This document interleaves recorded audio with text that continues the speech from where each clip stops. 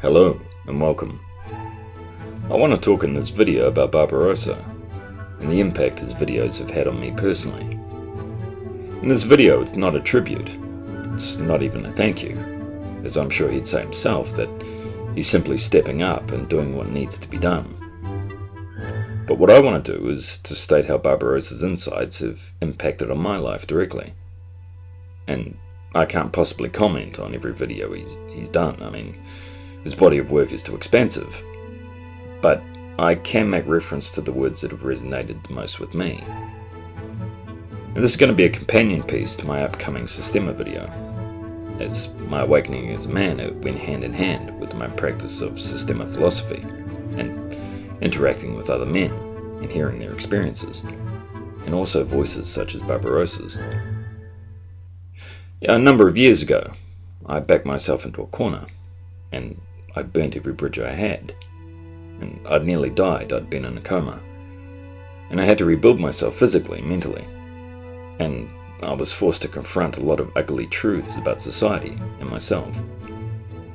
But moreover, I had questions, and I was searching for answers in all the wrong places, and also online, trying to find the voices of other men who'd experienced society as I had up until that point.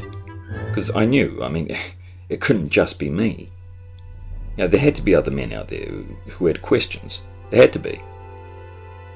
And I found the truth through serious introspection, but I'd be remiss if I didn't say that Barbarossa wasn't a guiding light in many respects. And he was an annoyance in many respects. I hated him at times. And it's strange to say that. He was a disembodied voice, but at times, I felt true rage towards him. And at the time, I was coming out of a very dark place, where, essentially I was set on self-destruct. And I'd listen to his videos, and I'd be struck with a mixture of shame and hope. His voice was like a machine gun assault of pure truth, and no apologies. And when I first watched his videos, I didn't digest them. I didn't believe, or I just refused to allow myself to see him as genuine. I convinced myself that he was a charlatan, that he wasn't living by his words. But that was my own projection, because I couldn't deny the truth he dispelled. It was just easier to run from it. And there's been a lot of references to the Matrix and the Manosphere, for lack of a better word. And I can understand why, as it's a complete moment of rendering, where all of what you knew as the truth has been eradicated. And that's the moment of truth I had when watching Barbarossa's video, the post-feminism man. After that I watched video after video of his, and every one of them was like a fist to the face. I was punch drunk by the end. And at the time I'd been privileged to pay witness to men in group settings, relating their pain, relating their experiences. And I initially rejected these men's pain. It was too much for me to bear. I didn't want to take on anyone else's pain. Not at that time, not after what I've been through. But I couldn't deny it. And through these experiences, I finally came to accept the male experience as valid. And it was at this point that Barbarossa's words truly hit home. It was an aligning of thought, emotion, and action. Words are meaningless unless you take the actions to make them a reality. And what I wanted to touch on in this video is some of the defining truths for me from Barbarossa's work. What his work is, it's a resource for men. It's a voice echoing out of the darkness to give meaning and hope to men. And Baba, no doubt he's a very intelligent, he's a very astute man. And he's no doubt a degree of insight into how his words have affected men. But I want to put it into perspective. And I'll be quoting some passages of Barbarossa's work as we go on. Baba, he talks of women's responses to any man expressing his male sovereignty, and that this female response is to threaten that male with nihilism. Call it an autoimmune response from a hive mind. And that if you want to threaten female privilege, women will respond with threats designed to destroy you completely in the genetic sense. And if you devalue this sexual and reproductive access to females, this will be viewed as a collective threat to all women. As Barbarossa states, even if a man has fathered a son, the female will do all she can to prevent the father passing on his identity, his wisdom, and his love to his son. And for the female, this is the acceptable price of doing business. Quote, "I present you a picture that delves past crimson lipstick and carnal female beauty, holding a mirror up to the very essence of what it means to be female." And the ugly truth, is that very, very few men, even in the manosphere, will accept this truth. They'll instead fight and tear other men down to prevent from seeing this truth with their own eyes. And we see it now with a number of men online, clambering desperately at the at the remnants of a sinking ship, painting MGTOW as extremists or whatever. But we have too much momentum to be ignored now. And the shaming tactics, they're not working. And our fight is one where we claim our autonomy. And as Barbarossa states, we deprive society of every last damned expectation they have of us. No wonder they're beginning to panic. Everything they base their identity on is being ripped out from under them. Barbarossa, he put it very aptly, that only one sex stepped up and did what had to be done, in a way that bettered humanity, while the other saw fit for the last century to classify this as just an exercise in the oppression of women. Quote, "I would tell women they should be ashamed of themselves if I had any evidence that throughout human history they had any capacity for it. Sex for resources. Traditionalism. It's the world's oldest profession. And beware the woman that pined for the good old days of traditional relationships. See them for the deceptive, selfish parasites that they are. Those who will let you slowly degrade your male vitality and health to make things easier for them. And this ties into something I've wrestled with my whole life, and what Barbarossa and Stardust have placed great focus on. It's male mother need. That conditioning that devalues a man's conception of himself to the point where a woman's validation is the only thing that provides him any sense of self-worth. The sense of loss that I have personally, all those years staring into the abyss. As Barbarossa stated, there is no mother coming to save you. And it's a weakness that every man has to overcome so he can finally claim his autonomy and stand on his own 2 feet. One of the most important things a man has to do, and most don't, is to free themselves from this desire. Because women resent your weakness. You perform, or you're an outcast. So define your own purpose and walk your own path. Because, you can either lay in the corner like a simpering lapdog, or you can take your power back. Those are your choices.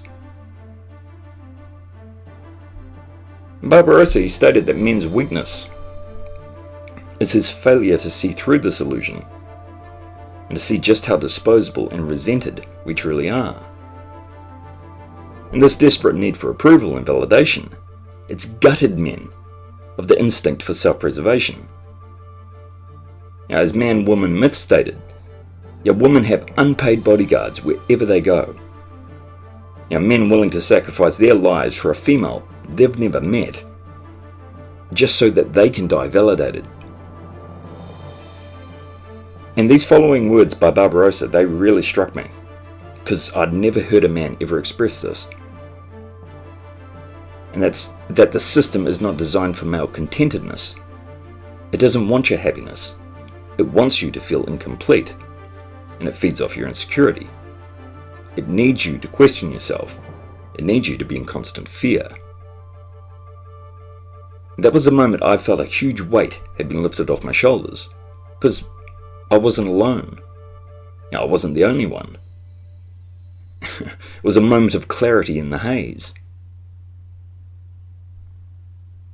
And what Barbar spoke of, he spoke of a sustained attack on men to separate and disenfranchise males, to remove them from children's lives and to isolate and disempower them. The end result of which will be men turning their backs on a society that will, to the bitter end, hate men for doing so. And, I mean, it's a controversial view, but how can Barbarossa's perspective be denied? I mean, that women have no concept of masculinity outside the scope of how they can benefit from it.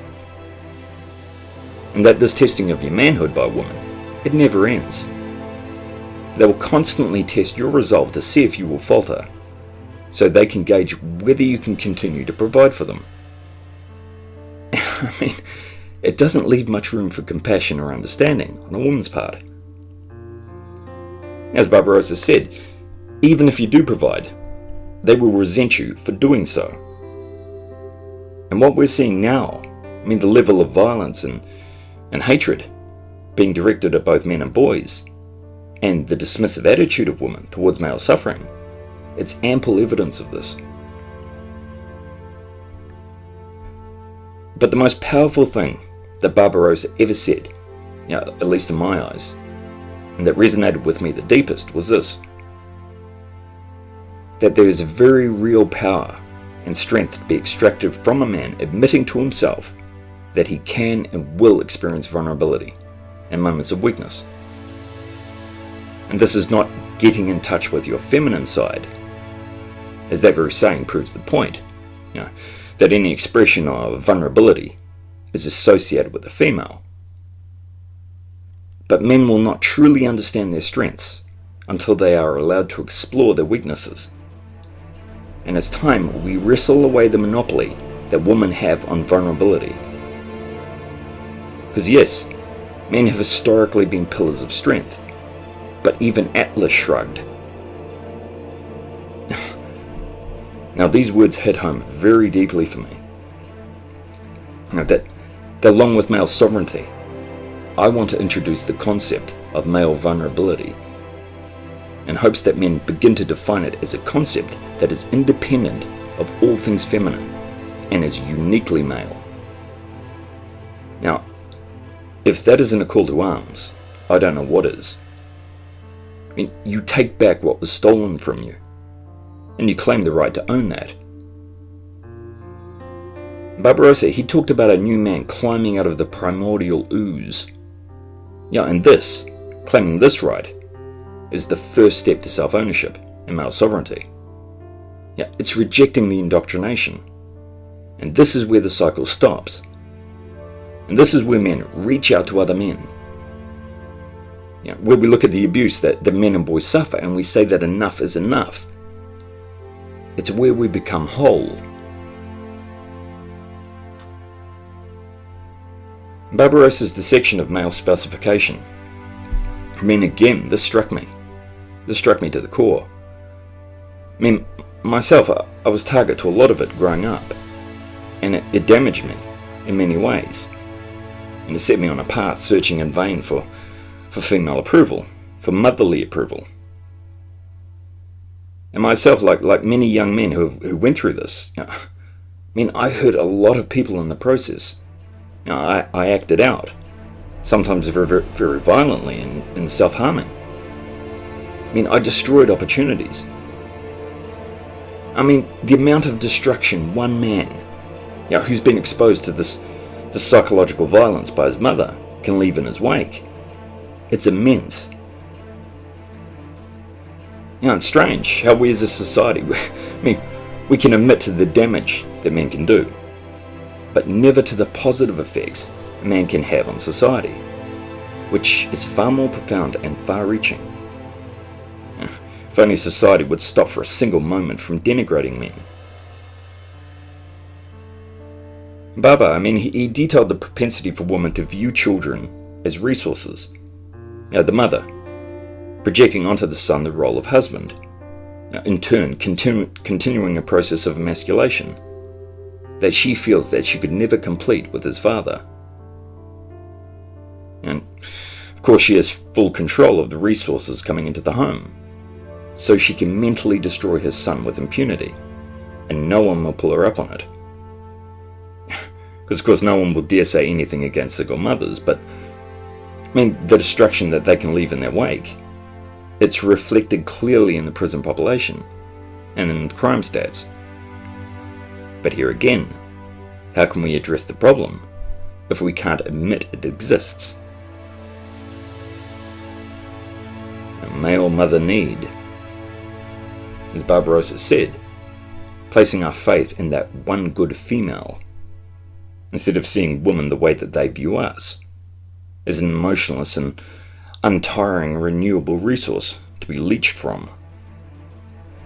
Men instead, they choose to magnify even the smallest act of something resembling kindness on the part of women as disproving of the overall trend of female usury against men. Because men, even in the manosphere, they do this. Singing the praises of females, calling for a return to the whoredom of traditionalism. In Barbarossa's video, the post-feminism man, he lays it bare. The feminism, they allowed women to show the worst parts of their nature. And this was the worst thing they could have done. Because more and more men now, they see females not with awe, but with suspicion. And feminism, it made women impossible to be around. So men now see women the only way that they can be viewed, as the sex objects that feminism claimed the patriarchy labelled them as. And that after a half a century of feminism, women now only hold a fraction of the appeal that they held in the days of fabricated oppression. Quote, "It's time to remove the tick, to extricate the leech. The tipping point is approaching." Barbarossa made the point that our identity as men, it's always been defined through a female filter, and then offered up to us in a very condensed box of chivalry and misandry. And the restrictions placed on male emotion, it's crippling, it's paralysing. And it has been for generations of men. Hordes of men akin to the walking dead. And in his own words, Barbarossa, he offers men, right here and now, a chance to contribute to a shift in male thought and attitude that will permeate the social consciousness, and already has. The copious misandric articles, the shaming tactics employed by other men against MGTOW, female attempts to co-opt, it's all proof positive.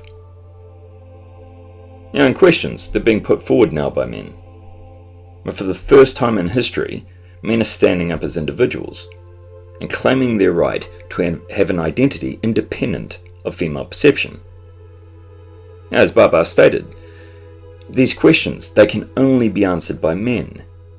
Women, they can't have any input or say into how a man will run his life. Her expectations, they mean nothing. Her demands are the demands of a child stamping her feet.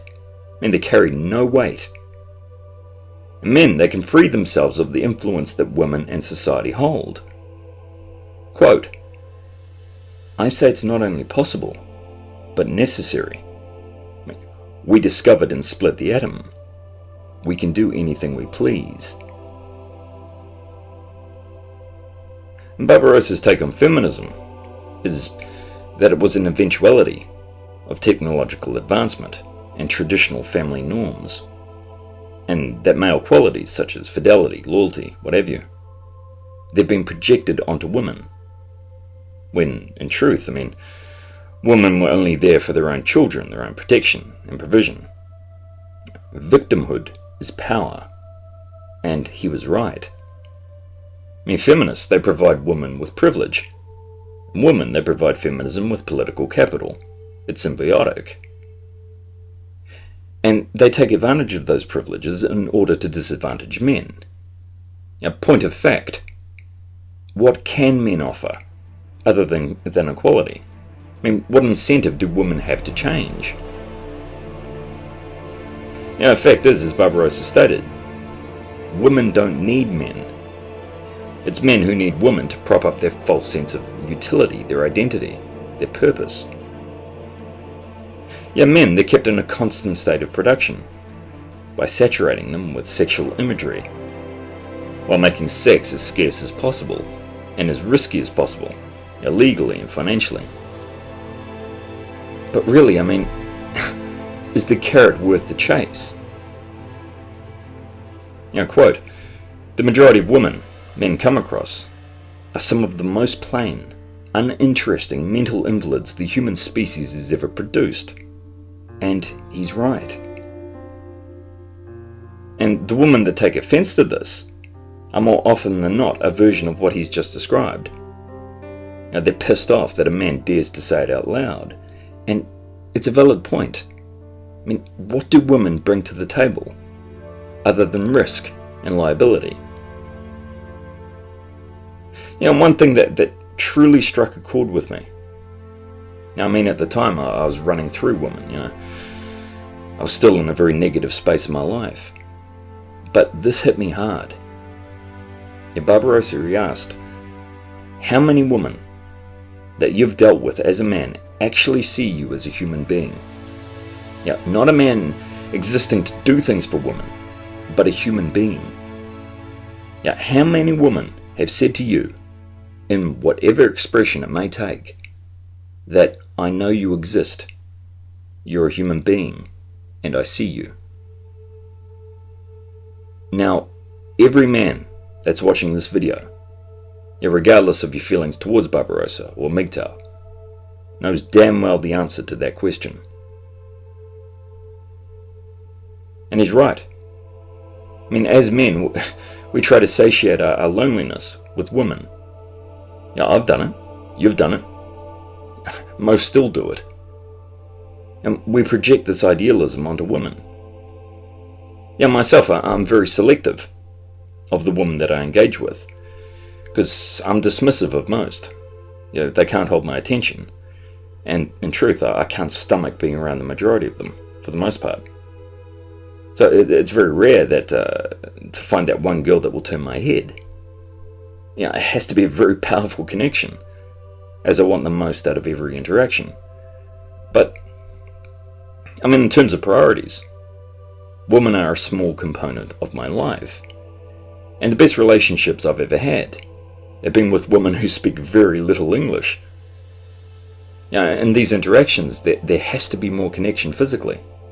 And I think that happens very naturally. You know, you rely on sex to bridge that communication gap.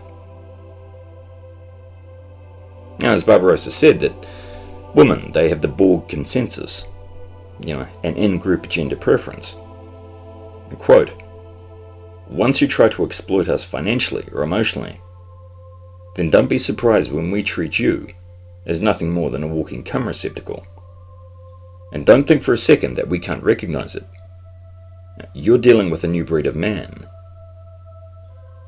And this is something else that I've touched on. I mean, women posing as allies to the cause of men's emancipation, who are really just working their own agenda. You know, backed up by an endless line of simping males kissing the ground that they walk on. Baba, I mean, he's right. He predicted this years ago. And they can't ignore us any longer. So they'll try the most common female tactic. They'll try to co-opt us. In a recent video of Barbarossa's, he spoke of how the male desire for freedom and adventure is in constant struggle with the male desire for freedom. How men opt for the suffocation and emasculation of marriage instead. You know, in the process, throwing their greatness, potential, and sense of adventure away. And if men instead focus their intellect towards advancing society, Instead of pandering to and carrying women, society would be advancing by leaps and bounds. In one of Barbarossa's videos, I can't recall which one, he quoted Lovecraft, and I read it as a battle cry. Quote, "Society's place for you men was to crawl and beg. Well, we're done crawling, and what ought to crawl has learnt to walk."